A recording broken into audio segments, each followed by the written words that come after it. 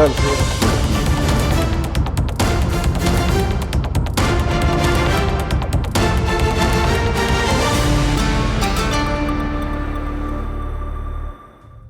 مساء الخير. Good evening. Welcome to this dialogue and special meeting with His Excellency, the Minister of Foreign Affairs of the Arab Republic of Egypt, Dr. Badr Abdelatty. In a moment when the entire region and indeed the entire world is in crisis and suffering from this raging war, we always await the word of Egypt. The word of Egypt means the voice of wisdom, reason, balance, strength, and vision, which time has always proven the correctness and the truthfulness of everything that came in this vision. His Excellency, the Minister of Foreign Affairs, thank you for your time. Thank you. It is great honor for me, and welcome to you and the audience. Your Excellency, this dialogue comes almost simultaneously with a year since the war in Gaza and the repercussions of this war on the region. You assume the responsibility for the Egyptian Foreign Ministry and the Egyptian diplomatic apparatus and entity. Let us start first with a principle and a broad title in the Egyptian foreign policy, which is the principle of strategic balance. Amidst this uproar and the state of conflict that now dominates international politics, in your estimation, has Egypt actually succeeded in achieving the principle of strategic balance? Certainly, yes, it has succeeded with distinction. This important principle that Mr. President of the Republic coined during the celebration of the Egyptian family iftar party actually represents the basic principle that prevents Egyptian foreign policy, especially with regard to not entering into any international access. Also, not being dragged behind the state of international polarization that we are witnessing at the present time. Also, commitment to the meaning of openness to everyone without any ideological preconceptions. But the main correct thing is the Egyptian national flatness.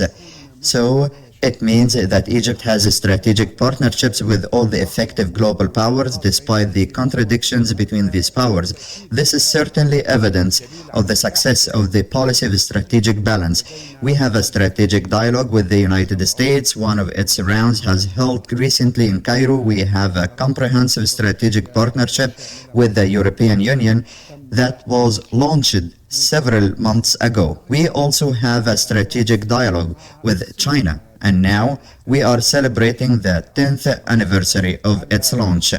We also have a strategic dialogue with Germany and Brazil, India. Now we are in the final steps for a strategic dialogue with Germany and Spain that reflects, first of all, the soundness of the Egyptian approach and that Egypt has actually implemented this principle wisely.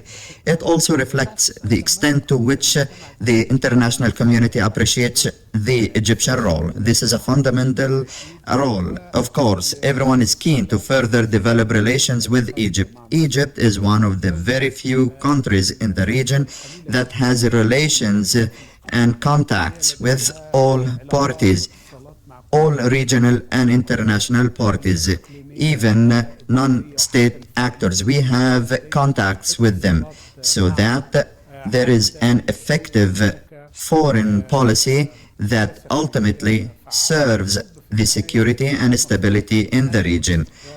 So I'd like to repeat once again, this policy has proven its soundness and success now. From the breaches in many files and the breakthroughs that we have achieved in several files, and breakthroughs in the relations with many countries that are active in the regional system and international system as well. وفي النظام الدولي أيضا على حد سواء.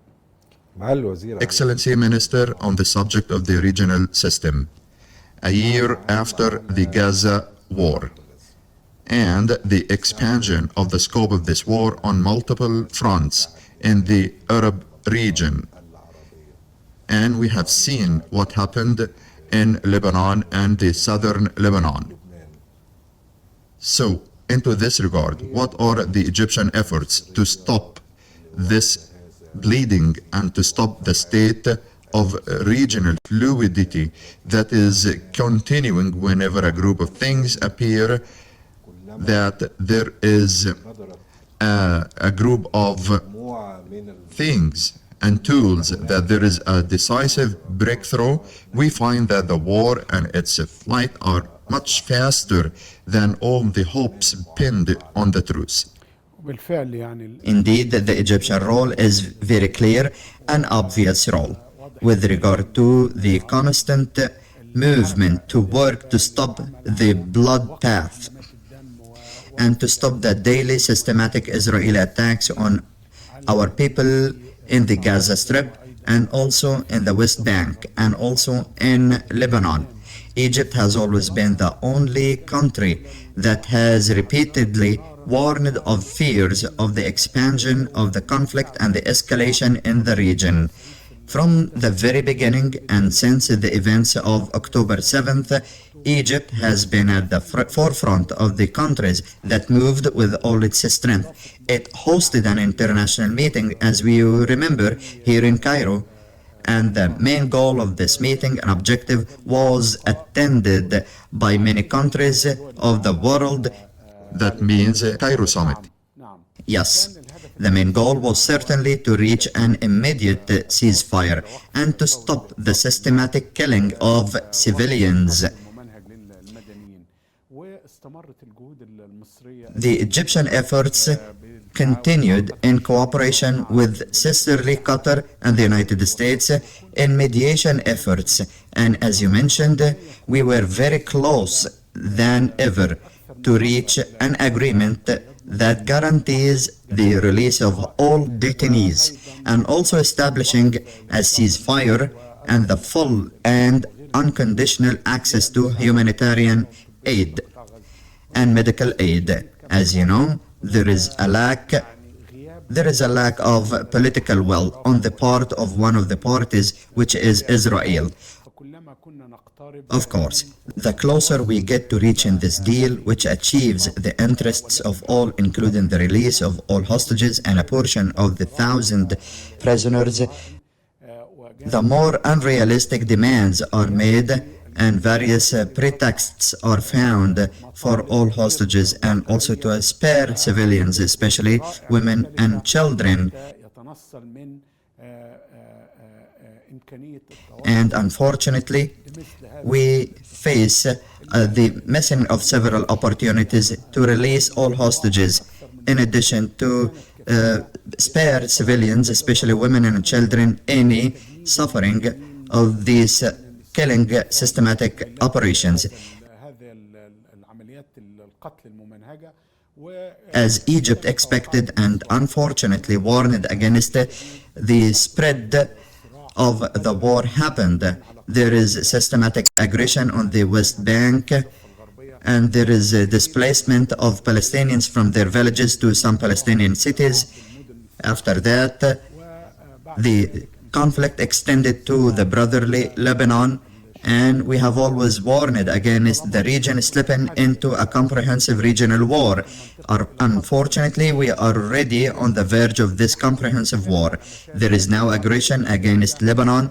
There is a possibility of expanding the scope of the conflict to include Iran as well. This could lead to a miscalculation or any recklessness that could lead to a comprehensive war. It will only lead to destruction and devastation in this region at a time when we are in dire need of the development process. the reconstruction process and the process of improving the standard of living of the peoples in the region. But unfortunately, there are parties keen on escalation, keen on aggression, and also keen on being above the law and not being subject to international accountability. What is happening is unprecedented in the history of humanity since World War II. We have a fierce war and ongoing aggression that has now exceeded a year. A year has passed. We have more than 150,000 deaths and wounded.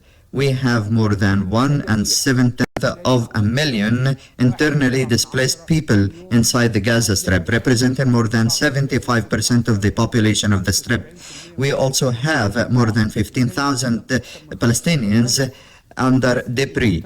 So we are in a state of shock because of this failure at the international level, the failure of the international community and the Security Council to move a finger. There is a systematic policy of starvation, using starvation as a weapon for collective punishment. There is also, unfortunately, in the 21st century, we are using starvation as a weapon. This is unacceptable. There is also epidemics failing, including polio. We will not be able to vaccinate children in the northern Gaza Strip.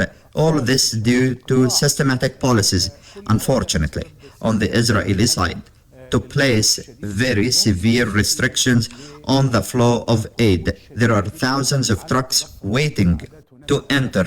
Unfortunately, the international community is watching and not moving a finger in dealing with this blatant violation of international law and international humanitarian law, especially by countries that have always been teaching lessons about human rights and the importance of respecting human rights. But with this tragedy, all its components are present. The double standards is clear. Yes. Your Excellency, the Minister, allow me to take from your answer a set of questions. First, regarding what happened in Gaza. One of the broad titles for Egypt in the Gaza war, and if the Palestinian cause is a direct national security issue for Egypt, but next to it also appeared the issue of Egyptian sovereignty and Egypt's refusal to displace the people of Gaza, whether inside the Strip or outside the Strip, with the direct announcement of the refusal to displace the people of Gaza to Sinai. This was a clear Israeli objective and the goal still exists. I would like also to hear from Your Excellency an explanation of this other matter. Also, you talked about the inability of the current international system. At the same time, the Israeli Prime Minister speaks fluently that he will change the map of the Middle East. Excellency, you mentioned development. Well, Egypt, even if it is constant and the character are peace, stability, development, how can this character and this Egyptian project stand up to the project of chaos, destruction, and devastation in the Middle East? Regarding the Palestinian part and first part, there are 2 points. Definitely, Egypt will not allow for displacement of Palestinians to Sinai from Gaza. And this is very clear. This is not only to the Egyptian national security, but also to the Palestinian cause. This scenario, which was planned by Israel, certainly meant practically and realistically the complete liquidation of the Palestinian cause, as long as the Palestinian cause exists, because there is a people who cling to the occupied land and still exist on it. Therefore, Egypt was aware of this plan and plot, and the President of the Republic was fully aware of this plot. Therefore, a red line was drawn on this matter that Egypt will not accept it under any circumstances. in order to protect the Palestinian cause and prevent its liquidation for sure, and also for the maintaining of the Egyptian national security. The Egyptian position was very clear, also included it with the brothers in Jordan, because when the Israeli side failed to implement this plan to displace the people of Gaza Strip to the Egyptian side, there were also persistent attempts, and there are still ongoing to work on displacing the people of the West Bank to the Hashemite Kingdom of Jordan. And the two leaderships and the countries agree on that matter. There is a convergence in our positions regarding not allowing any displacement under any circumstances, because this, as I mentioned, means the end of the Palestinian cause, a complete liquidation, in addition to the absolute rejection. We will never allow under any circumstances for this cause to be liquidated at the expense of the two neighboring countries, Egypt or Jordan. As for the second part, which concerning the Israeli tendencies and the desire to impose its will, we emphasize and remind of the lessons of the past and the history that the arrogance of power cannot achieve peace and security for Israel. It has not and will not achieve security, stability, and peace for Israel. Peace and security for the Israelis and the Israeli people and the Israeli state depend only on returning the rights to their people. It is certainly dependent on fulfilling the legitimate rights of the Palestinian people. There was the glorious war. There was very much cases of the arrogance of power. The glorious war in this October 6th, 1973 war reminded the Israeli side and the entire world that the arrogance of power cannot lead to peace in the region. Now, the issue of imposing will in the region is absolutely unacceptable. With regard to the Egyptian borders, this is an issue that cannot be tolerated. You have seen many messages from the Egyptian state about the readiness of the Egyptian armed forces at the level of equipment, assets, training, combat to defend the Egyptian borders. This is certainly a foregone conclusion, and in my estimation, no party dares to touch the sovereignty of the Egyptian borders, Egyptian sovereignty, Egyptian national security. They know well the response of Egypt that will be very harsh if its sovereignty or borders are touched. As for the region, as I mentioned, imposing the will and force cannot achieve any peace or stability in the region.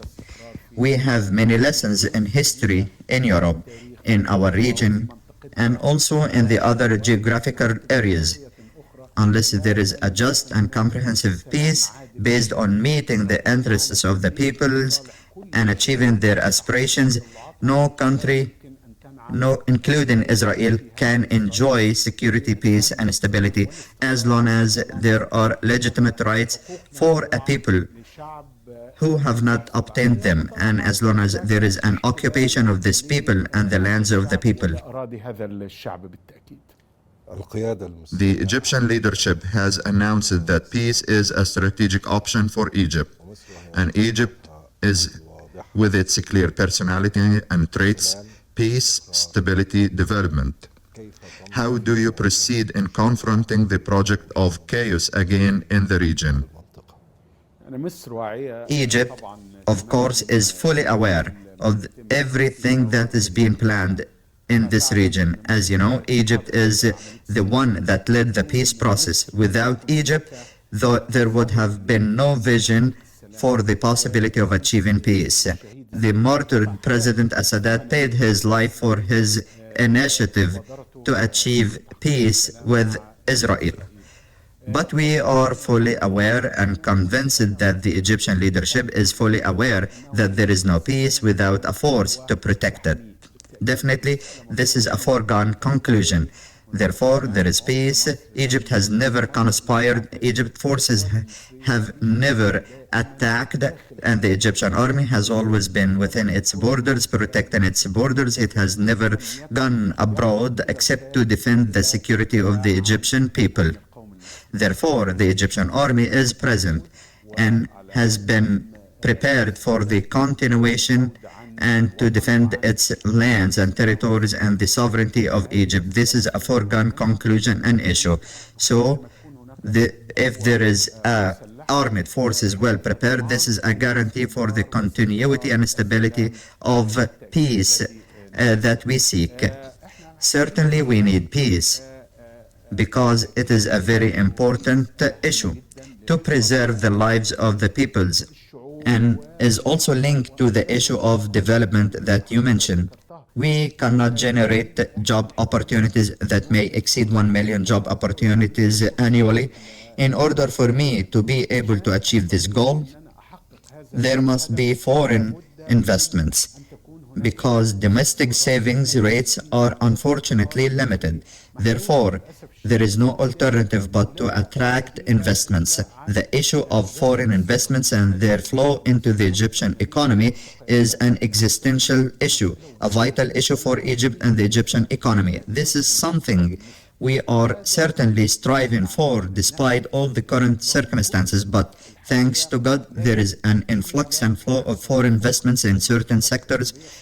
We saw the very important investment conference between Egypt and the European Union on June 29th and 30th. It was inaugurated by His Excellency President Sisi with the head of the European Commission, but certainly despite the flow of this investment, there is a real desire from many international companies to seize the opportunities provided by the climate of investments in Egypt. Certainly, if there is regional peace in the region, this will make these investments multiply many times over. But in general, despite these very difficult circumstances, confronting these challenges and working to attract investments from abroad, Egyptian economy has proved to be strong and solid. Working on attracting foreign investments, we are now talking with our partners, not only the European Union, we are now talking with the United States, and there are preparations in the first quarter of next year to hold a major conference and a major investment forum. When I was in New York to participate in the high-level segment of the 79th session of the General Assembly, I met with more than 100 American companies, and there was a very strong desire to invest in Egypt, especially in the sectors that are a priority for them and for us. The issue of energy in particular, whether fossil energy or new energy, hydrogen, the green hydrogen, definitely. There is also this pharmaceutical sector. There is a very strong interest in this sector, especially this sector certainly has a strength within the Egyptian economy because it has been around for several decades. It has a very important position. It has a position which is very large in the African village market and also in Asian markets. Egyptian medicine is known by name and has a very good reputation. There is a desire to invest in digital sector, artificial intelligence, manufacturing.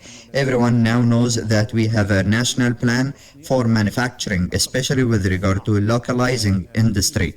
This is a very important issue, especially since we have become an attractive party for localizing industry because we have become a party to many free trade agreements, the last of which is, of course, the African Free Trade Agreement. Therefore, there is a desire from many international companies, instead of exporting directly to Africa and paying customs, they come to localize industry here. There is an Egyptian component. Of course, we take advantage of the proximity here that Egypt is the gateway to African market. Therefore, these products enter as Egyptian products and are therefore exempt from customs. Therefore, The development is related to societies present in the region, especially the Arab societies. There are rates of youth in all societies in the region, especially Arab region, and Egypt is on the forefront. We have a large average age exceeding 60% of youth. The percentage of ages is 30 years and younger. Therefore, we must generate job opportunities. We must attract investments. We must develop economic sectors, open new markets for Egyptian products.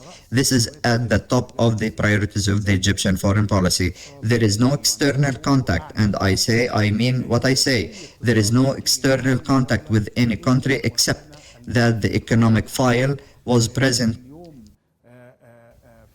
in His Excellency the President's reception of the Spanish Foreign Minister. They talked all about expanding Spanish companies, businesses here in Egypt, and holding a joint economic committee and activating the Businessmen Council. There is a demand for from Egypt for investments. There is in all African tours, there is an indication by African foreign ministers who I meet, exceeding more than 35 ministers so far, referring by name to Egyptian companies that are making a very great effort in the development process. Egyptian companies have gained over the past decade here in Egypt in the Duke of the comprehensive modernization process that Egypt is witnessing, and their participation in major and mega projects, whether the administrative capital, the new city of Alamein, projects related to the roads, bridges, and their experience. There was accumulation of experience has become requested by name in African countries. You know more than me about the dam, the Julius Nyerere Dam in Tanzania. It is one of the biggest dams in Africa. We are proud that a purely Egyptian alliance designed, implemented, and founded the financing process, which is facilitated to implement the dam with Egyptian expertise by Egyptian hands. Rather, we are now presenting, according to the African vision, a new model for development in Africa, a model based on partnership in capacity building and also in technical and vocational training. This dam, we train Egyptian-based companies. They provide training for vocational and technical training in Tanzania to train them on how to manage and operate the dam. Not like other countries, they provide the key, but we train them and make them operate their own project after I hand it over to them. Your Excellency, as you mentioned, the African Circle, so I'd like to stop in front of the African Circle before we return to the Middle East. What is the nature of the Egyptian move in the Horn of Africa? We have seen the Egyptian moves in Eritrea and the visit of His Excellency, the Egyptian President Abdel Fattah al-Sisi, to Eritrea. We have seen the bilateral declaration and the trilateral declaration with Somalia. Talking also about the Egyptian presence in Somalia. How do you also monitor the Asian discourse? Certainly, Your Excellency, you are constantly informed of this discourse. And Your Excellency mentioned participating in the last General Assembly. And the Egyptian statement was very clear regarding the Nile water. We would like to hear clarifications from Your Excellency regarding this matter. Certainly, our move in the Horn of Africa region comes within a clear and comprehensive vision of the Egyptian state and the Egyptian leadership. Regarding the Egyptian role in Africa, a continent relating to Egypt's keenness to contribute and help our brothers in Africa to develop and also to have a very comprehensive development process. Certainly in these countries, we actually share with them all the concerns that they have regarding the recent moves in the Horn of Africa region. It comes within the framework, as I mentioned, the systematic Egyptian policy to activate the role of Egypt in the Horn of Africa, as we see that Africa is one of the vital circles of the Egyptian foreign policy. It is certainly very important and integral part of the Egyptian policy, and it has certainty and importance in the Arab Circle, not only related to the Egyptian national security and the water issue, but certainly, of course, related to the development process in Egypt and the issue of economy and opening markets based on the principle of achieving gains for all to benefit our brothers in Africa, and also to be in the field of export, and also the field for Egyptian companies to work in implementing water and development projects in Africa. We come again to the visit to Eritrea. It was certainly a historic visit. This is the first visit of an Egyptian president to Eritrea since the independence of 1993. It was an extended visit, meaning to the capital Asmara itself, not to the airport, but to the capital Asmara. There was a great popular and official reception. You can follow the great hospitality from the Eritrean people and the Eritrean president. There were even things that were unmistakable regarding the great hospitality, the generous, which is very generous and historic for the visit of His Excellency President Assisi to Eritrea, meeting with his brother, the President Sias Afwerki. There was a warm welcome. There was a long discussion between the two leaderships about the process of the stability issue in the Horn of Africa and how to support the Somalia in the preserving its sovereignty and territorial integrity. Also, there was keenness on the unity and integrity of Somalia. Talking also about Sudan and the importance of ceasefire and stopping this destructive war for Sudan and the Sudanese people. In addition to this bilateral summit, which issued a very important and revealing statement that puts these relations on another level after this bilateral visit, in an agreement between the two presidents on further expanding this relationship at the strategic level. I can understand from your words that the visit of President Abdel Fattah al-Sisi to Asmara can be considered a turning point in the pivotal role of the Horn of Africa region for Egyptian foreign policy. Definitely yes. Eritrea is a major country and a pivotal country in the Horn of Africa, similar to Somalia, like Djibouti. Egypt is very keen to strengthen its relations with these sisterly countries. This cooperation and this development, and I have confirmed it to you and confirmed it more than once, and the Egyptian leadership has confirmed it more than once, is not at all directed against anyone. We are moving within the framework of a rational and wise policy. Certainly, its goal is to achieve development for our African brothers, and also to strengthen relations with these African countries. On the sidelines of this important visit, there was a trilateral summit that brought together President Abdel Fattah al-Sisi with President Afwerki and President Hassan Sheikh Mahmoud.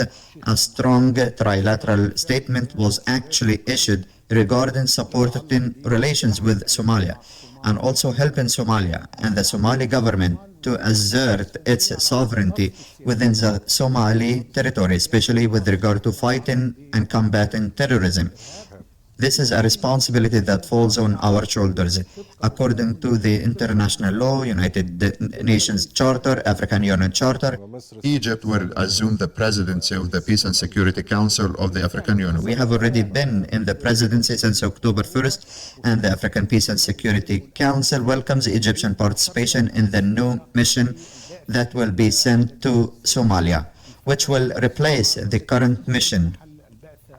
The trilateral statement was very clear in welcoming Egyptian participation and Egyptian contribution to this mission affiliated with the African Union. Also, the bilateral statement issued after the meeting of Mr. President with Dr. Hassan Sheikh Mahmoud was very clear in response to the allegations and the lies repeated by one of the parties when it claimed that there was no welcome or request from the legitimate government.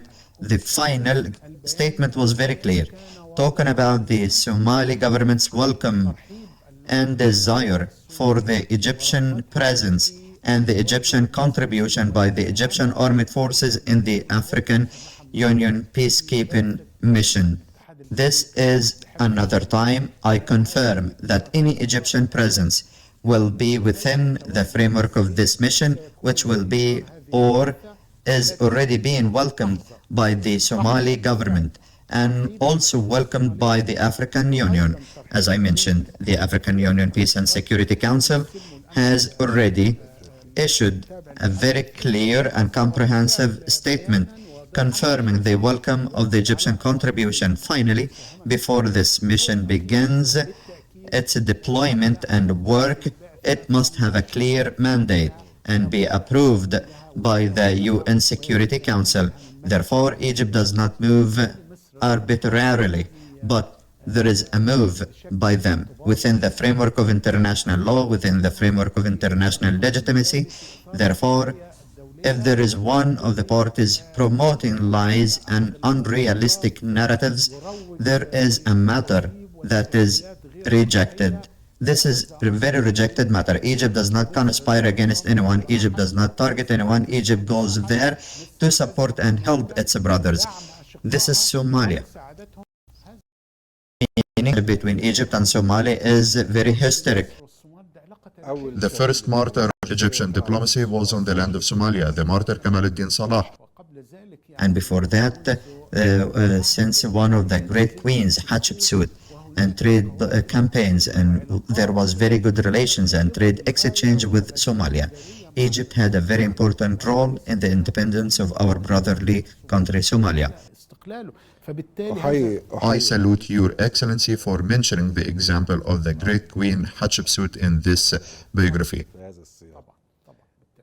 What about the Nile waters, Your Excellency the Minister? The Nile waters, of course, everyone knows now. It is a life or death file. It is existential file for Egypt, for sure. And I mean, once again, this is a big country, a great country, and it has well-established institutions, and it also has a keen vision. So, under no circumstances, there can be, under no circumstances at all, or at any time, to have any doubts that Egypt can accept a deduction from its annual share. This annual share is not enough for us. It barely suffices for 60% of our annual needs. Therefore, the issue of any harm or any series or any touching of this share is not acceptable under any circumstances. And as we have previously announced repeatedly that Egypt reserves its right to defend its water interests according to what is guaranteed to us in international law and the United Nations Charter. If any harm occurs, then the matter is completely clear. When the last filling of the dam and the previous filling operations took place, there was certainly a reason, and we included it in the letter which I sent to the Security Council at that time, the Foreign Minister of Slovenia. We said that the divine providence is what ensured that this harm did not occur during the filling, because the average rainfall was above average. Therefore, if any harm occurs, Egypt certainly has the right to fully defend its rights. That means that Egyptian state has made up its mind in this regard. Definitely, yes. Everything is clear. We will not accept any harm to us.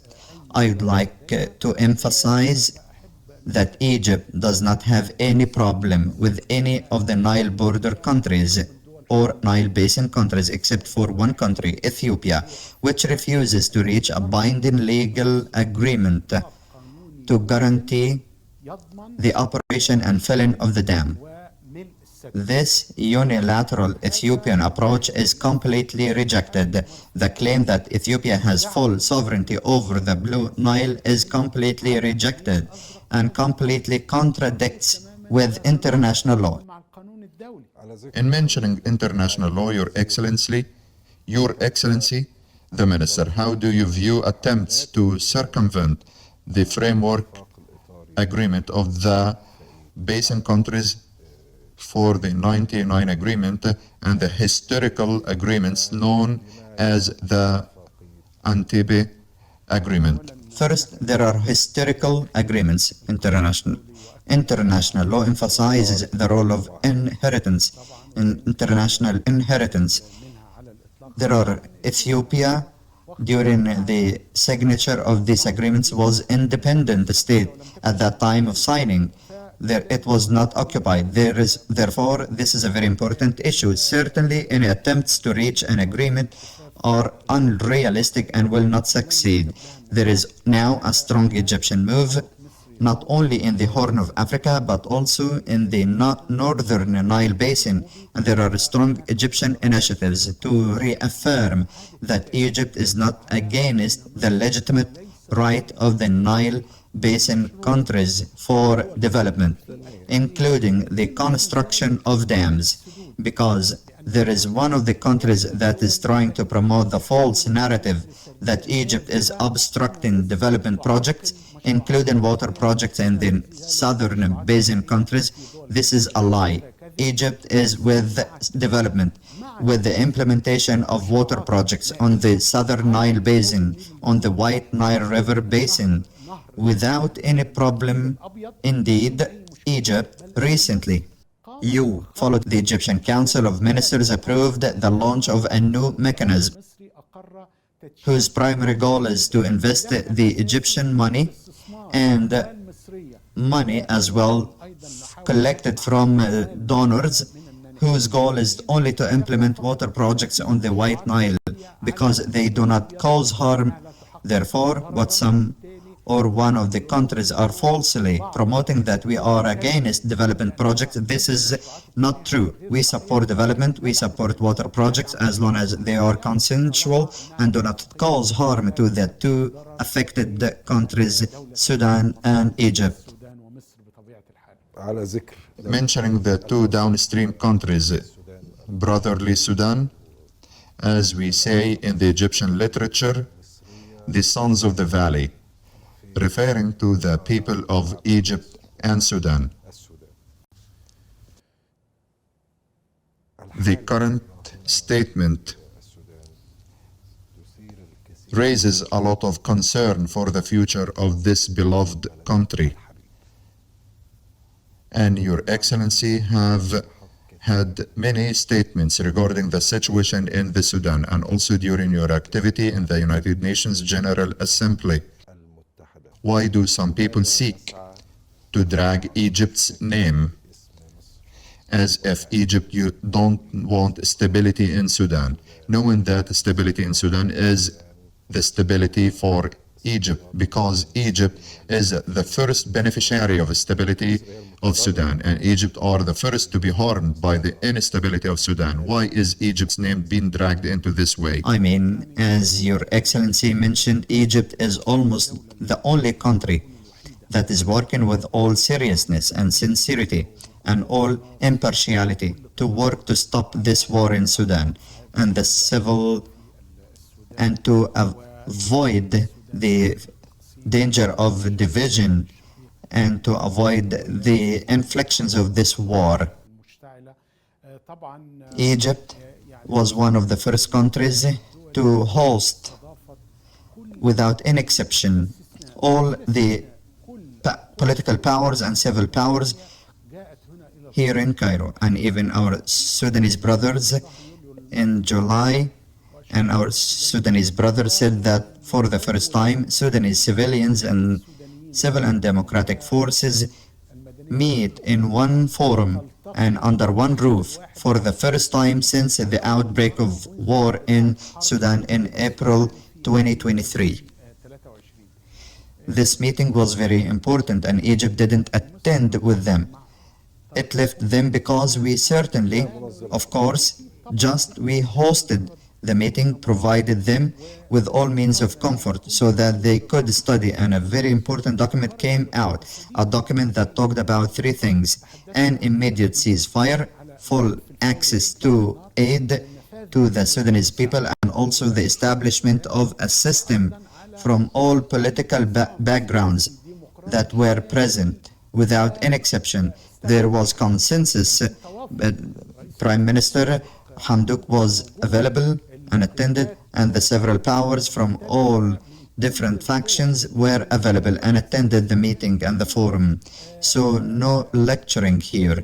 As Your Excellency mentioned, Egypt's security is the security of Sudan, and the Sudan security is Egypt's security. Egypt has not been late at all. Hundreds of thousands who fled the horrors of war found nothing but the compassionate and tender Egyptian chest. This is not a gift from Egypt to the Sudanese or non-Sudanese.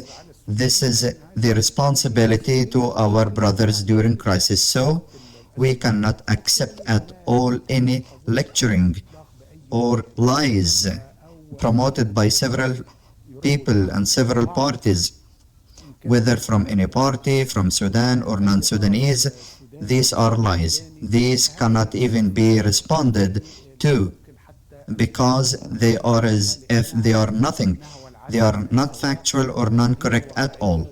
Egypt is the only country that is working hard and diligently to prevent the arrival and flow of weapons to Sudan, because the flow of weapons to Sudan leads to fueling the conflict. Egypt has not and will not intervene. As you remember, when there was an attempt to deceive and to assassinate the former president in the mid-90s, and there is an American attempt to hold a Security Council session and intervene militarily in Sudan. You mean the attempt against former Egyptian President Mohammed Hosni Mubarak in Addis Ababa 1995? Yes, there was involvement from Sudanese parties. There was a desire from the Security Council in the United States to intervene militarily and direct strikes. But Egypt took this incident as a pretext. We rejected that. We cannot under any circumstances accept that the Sudanese people be targeted, whether through sanctions or through any military means. We cannot accept that because Egypt and Sudan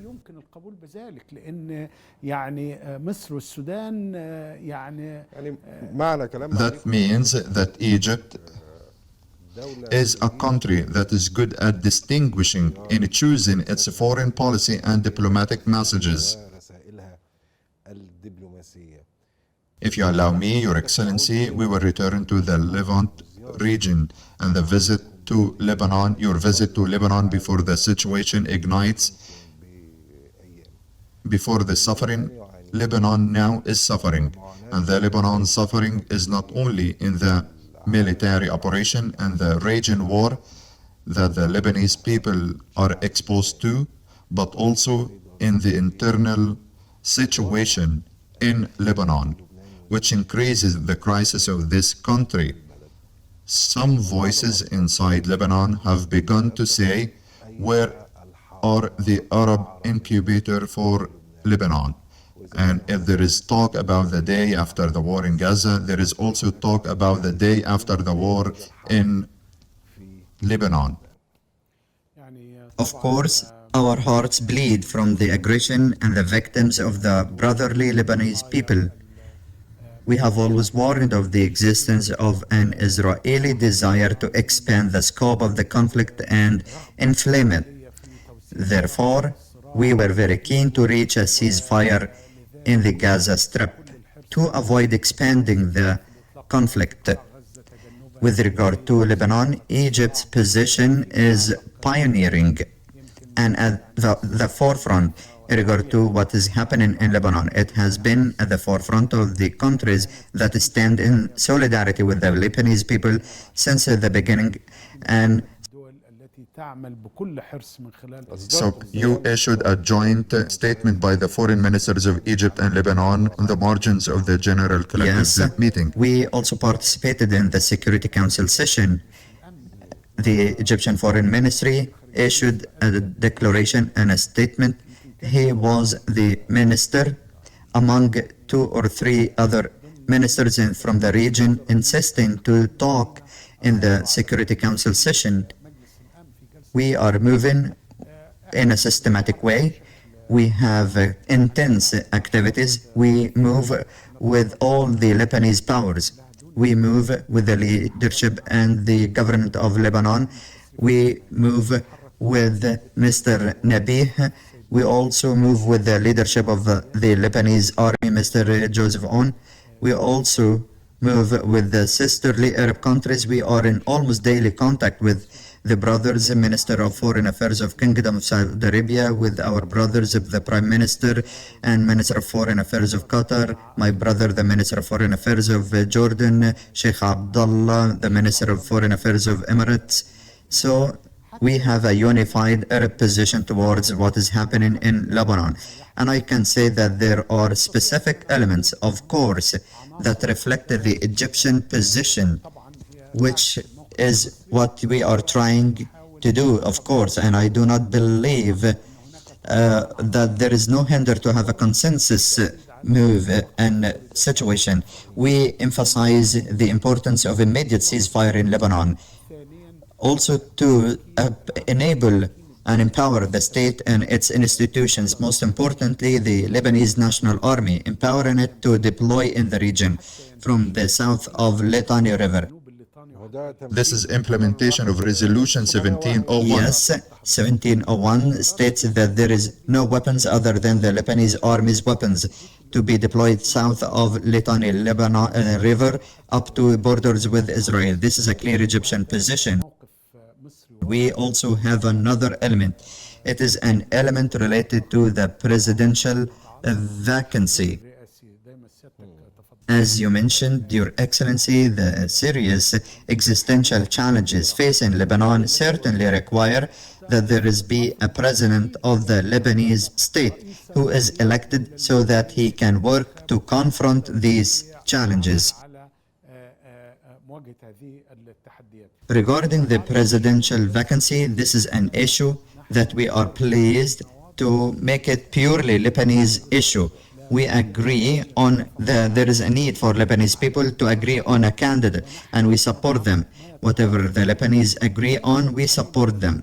I conveyed this position clearly to the French side, American minister conveyed it to Iranian minister today in a clear manner, does not allow for any interpretation. We also agreed on it with our Arab brothers. It is not possible to single out a specific candidate for the Lebanese people. It is not possible. This will be a recipe for a new civil war inside Lebanon. As if Egypt is repeating the saying of raising your hands off Yes, Lebanon. the late President Anwar said that. Therefore, we must enable the Lebanese people to choose their own president without any individual or external dictation. No country, whatever it may be, can have the right to veto what Lebanese people choose. Whatever the Lebanese agree on, we must certainly support. This is a very important issue. We are keen on it. Also, the issue of internal displacement, we are keen on it. From the south. We have 1.5 million Lebanese have been displaced from their villages to the south to different areas. Egypt, out of its responsibility, responded to the call of Prime Minister Najib Mikati. Yesterday, it was the second plane in the airlift. We have other planes that will definitely make flights to Beirut airport, loaded with huge amounts of sheltering materials, because they are in dire need of shelter materials such as tents, blankets, pillows, etc. Also, medical supplies, food supplies. There is also a shortage in some food supplies. Egypt never lags behind its brothers, despite the difficult economic conditions in the region, which we are not responsible for, which came about due to external reasons. Egypt was affected by these repercussions. It is enough that what the Egyptian leadership mentioned about the Suez Canal revenues. $6 billion loss every month. $600 million are wasted on the Egyptian treasury due to the decrease in the revenues of the Suez Canal, and this is unjustified escalation in the Red Sea region. Your Excellency, if you allow me to ask this question. Your Excellency is a seasoned diplomat, and I have realized that you have had assumed many positions with the Ministry of Foreign Affairs and in our diplomatic environment. You have witnessed many situations and scenes, many backstage scenes, and we have almost passed the 100th day of your assumption of the Egyptian Foreign Ministry. Have you encountered during this period that some international parties, what they say behind closed doors is at odds with what they say in the world and in the public? I'd like to say into this regard, definitely President of the Republic always talks about the moral dimension of the Egyptian foreign policy. This is a very important issue. And honorable foreign policy in a time when policy is So what we scarce. always say at home, we say in the public. What we say behind the closed doors, said in the public. There may be some disagreements or differences in visions with some countries, but everyone respects and appreciates us and always seeks to strengthen the relationship with us. And if there are problems, they only trust the Egyptian role because it is an honorable role and a clear role. The Egyptian president always talks about the fact that Egypt cannot conspire against anyone, and its policy is indeed characterized by an ethical framework and honor, and therefore everyone trusts us. تتسم بالإطار الأخلاقي وبالشرف وبالتالي الكل يثق فينا. And I can give you dozens of examples of many countries that only trust the Egyptian role and only trust us because we are honorable, respected, and great country that cannot conspire against anyone. What we say behind closed doors is said in the public. I respect your answer. I will not continue more in the other part of the question, but now we move to another dimension, which is the Egyptian-Arab relations, specifically with the sisterly Arab powers, which has gravity and effectiveness: Saudi Arabia, United Arab Emirates, the state of Qatar, about Iraq, and Jordan. For Egypt, there is a comprehensive and a framework that gathers Iraq and Jordan with us. How does the Egyptian vision towards the Arab brothers constitute the pillars for the establishment of stability in this region? Of course, this is a very important issue,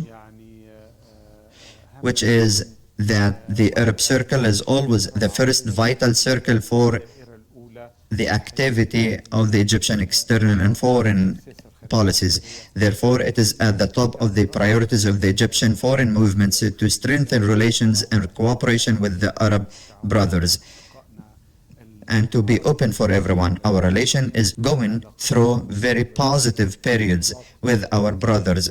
This is not limited to our brothers in the Gulf states or in the Arab Levant.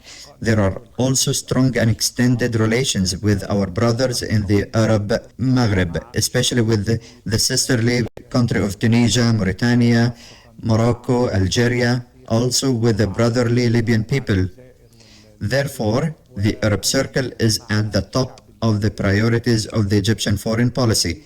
And as you mentioned, our relationship is not only about the close ties and relations, but also communication between the peoples, between the Egyptian people and also the Gulf people, not only talking about the problems or close relations, but also we are very keen to communicate with other peoples. through the presence of the Egyptian communities that play a great role in supporting the development process in these sisterly countries and also in Jordan. Certainly, the recent visit of His Highness Prince Mohammed bin Salman, the Crown Prince of the Kingdom of Saudi Arabia, a visit that was very important at a very important time, because we always say that Egypt and the Kingdom of Saudi Arabia are the wing of the Arab nation and the Islamic nation. Therefore, there is a strategic nature to this relationship. This visit was very important, and Your Excellency may have followed the results of this visit and the statement issued from it. There is a great trend on the economic level, and the Saudi investments are great. We will hear very good news in the coming period regarding the Saudi presence and Saudi investment at the economic level and commercial level. Let us not forget that the signing of the agreement of the protection of Saudi investments along with Egypt is a very important issue, because that boosts the role of Saudi investments in Egypt, and that also makes these Saudi companies benefit from the great opportunities offered by the Egyptian economy. Therefore, signing the agreement to protect the companies and investment will be for, I'm responsible for my words, that will be of a very positive impact and qualitative shift and a paradigm shift in which Saudi companies will occur in Egypt in the coming period. We also have close relations with our brothers in the Emirates, and the important visit of His Highness the Prince was directed to His Highness Mohammed bin Zayed and his participation in the ceremony of graduation of the military academy cadets and the inauguration, along with His Excellency President Abdelatty al-Sisi, the Ras al-Hikma project, a huge and a very large project. All of this reflects the importance of these relations, which are also based on the principle of achieving gains for all. Emirati companies are very pleased of their presence in the Egyptian market, achieving high profitability. And Qatari companies Now, as well. this is the third point that I want to talk about. There is also a desire and keenness from our brothers in Qatar to also pump great investments into the Egyptian market. And when I was honored to meet His Highness, the Prince Sheikh Tamim in Doha, I conveyed the message from His Excellency the President to His Highness the Prince of Qatar. He was very keen to emphasize the interest of Qatari companies for investing in the Egyptian market, not only in the tourism sector, but also in hotel sectors and energy sector, but also in other sectors. And we have seen the results of this in the near future. We also have very strong relations with our brothers in the Sultanate of Oman, and His Majesty Sultan Haytham had made a very important visit to Egypt, preceded by a very important visit by His Excellency President Abdelatty al-Sisi to Muscat. There is also a very positive relationship with our brothers in the Kingdom of Bahrain, which is a very strong relationship, and our relationship in the Hashemite Kingdom of Jordan, along with the King. Also, there is good relationship with our brothers in Jordan, also with Kuwait. There is a large Egyptian community in Kuwait, and there is keenness on the part of Kuwaiti companies. And we are going to hear a lot in the upcoming period about pumping large investments into the Egyptian market in certain sectors that are a priority for Kuwaiti companies. As I mentioned, there is a close relationship and a convergence of visions between His Majesty King Abdullah, King of Jordan, and His Excellency President Sisi regarding the regional situation in general. The trilateral process between Egypt, Jordan, and Iraq. The trilateral mechanism is very important. There was a meeting in New York on the sidelines of the UN General Assembly. There was agreement and convergence of visions to give more push for the trilateral cooperation in regard to the electricity networking and the infrastructure project, as well as housing projects, especially in light of the pioneering Egyptian experience when Prime Minister Mohammed Shia Sudani came to Egypt and met with His Excellency President Abdel Fattah al-Sisi. There was agreement to give Egyptian companies more scope to operate in the Iraqi market and to allocate financial resources in the Iraqi budget for this purpose, because the joint companies do a very important role to support development in Iraq. Now we cooperate with our brothers in Jordan. There are several joint companies and projects in order to intensify that there is a joint interest for the three countries and for the interest of the three peoples, based on the consolidation and solidarity and win-win situation. Your Excellency, the Minister, I know that I have burdened you because it is an opportunity that does not come often. What about the Arab neighborhood and the Arab neighbors? What about Turkey, which announced its desire to open a new page? There are still steps in developing Egyptian-Turkish relations after the mutual visits at the presidential level. What about Iran, which sent its foreign minister to Egypt? Certainly, we are keen to have close and good relations with neighboring countries. So, if we start with Turkey, the relationship is going through a very positive period, especially after the first important and historic visit of His Excellency President Abdel Fattah al-Sisi to the Turkish capital. It was preceded by the visit of the Turkish President to Egypt. Certainly, yes, and there was very warm reception for His Excellency the President in Ankara. And there was also keenness to advance these relations. As you know, we have the Supreme Council for Strategic Cooperation.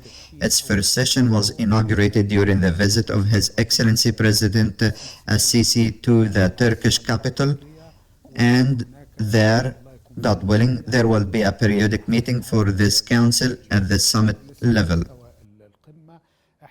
This goal now that we seek to achieve in the next few years, and this is a responsibility upon us, and this is a directive from His Excellency President al-Sisi and President Erdogan, is to quickly reach the level of trade exchange to $15 billion in the shortest possible time, based on achieving, as we are talking about 9 and 10, we need to move more to reach the 15 billion in the shortest time possible, based on achieving the interests of both sides. Of course, we are very keen to open more platforms in the Turkish markets for Egyptian products, and we are moving practically with the Turkish side, and there is not only a common will, but there are also common interests between the Egyptian private sector and the Turkish private sector for more cooperation and openness,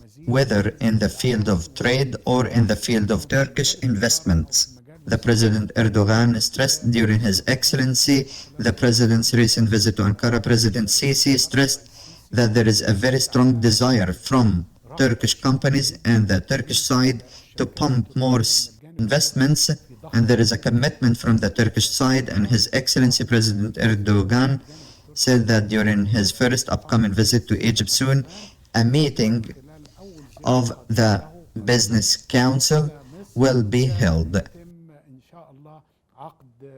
God willing, with representation from Turkish companies and Egyptian companies, so that we can reach the desired goal. which is doubling Turkish investments in Egypt and also increasing the volume of trade exchange to a ceiling of $15 billion. سقف ال 15 مليار دولار كما ذكرت. What about Iran? Iran is an important country, an important regional country. Certainly, Egypt has relations with everyone. There was a request from the Iranian side for the Minister of Foreign Affairs to visit Egypt and meet with His Excellency. The President, His Excellency, responded to the request.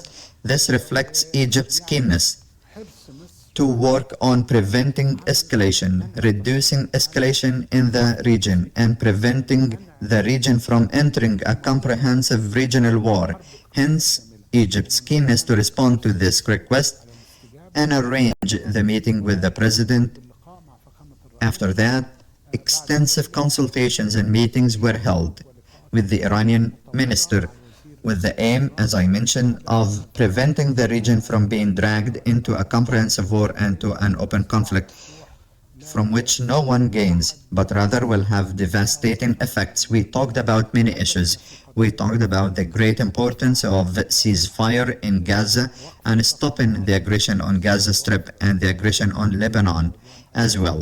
We also talked about a very important issue, which is the issue of severe tension in the Red Sea region and the importance of preserving freedom of international navigation. As I mentioned, and as you mentioned, Egypt is the country most affected by this escalation, represented by the decline in revenues from the Suez Canal. We had more than 72 ships crossing daily from the north and the south, from both directions. Now we are talking about only about 27 ships. So we talked about all of these issues with great clarity and frankness. Also, we tackled, as you mentioned, the importance of supporting Lebanese consensus and not interfering in the internal affairs of countries, and certainly preserving their sovereignty and regional unity. What the Lebanese agree upon must be supported and respected, not allowing for foreign or external interference. There is no right of veto for any party over the will of Lebanese people. That reflects, as you mentioned at the beginning of the interview, the principle of strategic balance, which is that Egypt is open to everyone, to all forces, as long as this first serves the Egyptian national platform and interest, and secondly serves security and stability in the region. This visit with the main goal to de-escalate the tensions and thus spare in the region and its people the woes of an open and comprehensive conflict in the region. So, as you can see, as you mentioned more than once, we are open to everyone, as long as that serves our goal, which is to prevent escalation and support the security and stability process in the region. Egypt is once again a great country, and a country that everyone is courting. Everyone is seeking to strengthen and enhance the relationship with it, because it always proves that it is the pillar of stability in the region.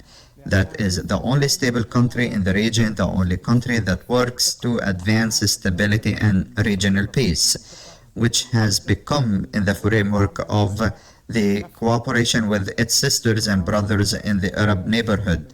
And we will continue in this role as long as that, of course, serves the cause of development and serves the cause of stability, because Egypt's position is with stability, preventing escalation, and achieving a just and comprehensive peace that achieves the legitimate rights of the peoples of the region, especially the Palestinian people, to have their independent sovereign state, of course, over all their territories occupied in 1967, especially, most importantly, East Jerusalem as a capital.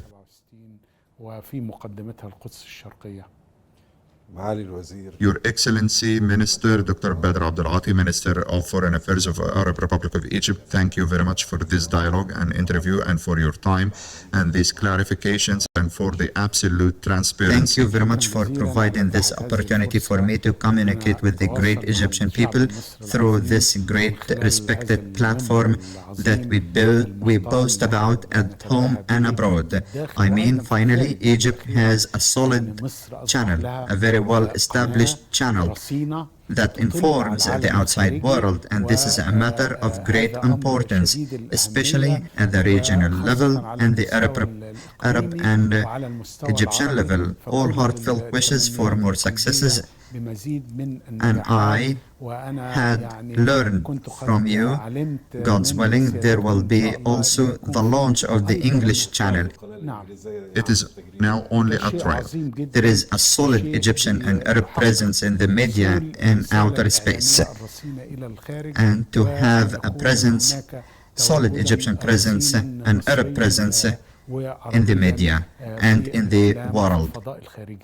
My sincere thanks to you, Your Excellency. Thank you very much for follow-up.